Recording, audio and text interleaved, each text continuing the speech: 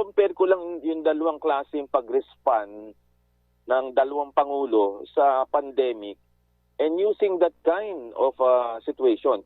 Tinan mo, ngayon nakikipag-ugnayan tayo sa China, galit na galit tayo, nakikipag-ugnayan dati sila sa Russia. Ngayon nakita natin ang vision ng dating administrasyon na yung diplomatic relations natin, hindi natin pwedeng sunugin kasi pag tinanggal natin ng tulay, wala rin tayong pagkukunan eh. Kaya yung ating strong stance against China, yun pala doon din tayo makikiusap later on ng mga gamit.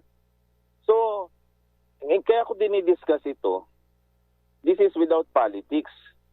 Sa isang private citizen at isang doktor na nagsilbi during the last pandemic, nakikita ko yung kaibahan in terms of the response na nakikita natin.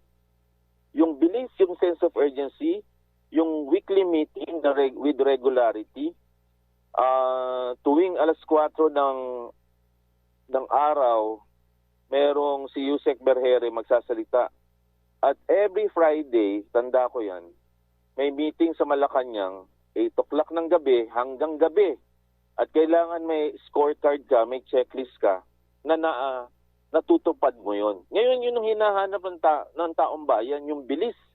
Napirmahan na nga yung executive order, may implement po pa in 2 weeks. Kailan pa yun? Di umabot na yung presyo ng bilihin, gamot, at saka ng mga petroleo products sa langit. So bakit ka pa madali ang executive order para dito kung hindi mo kagad ma-apply? Yung rules of the game, wala na yan kasi this is a life and death situation Hindi ka pwede makahintay.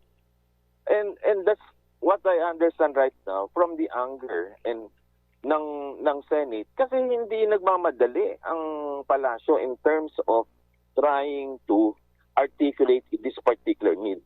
Ngayon, dahil ako'y doktor at ang ating papel ay during the COVID task force, nakukumpara natin yung action in terms of the healthcare crisis.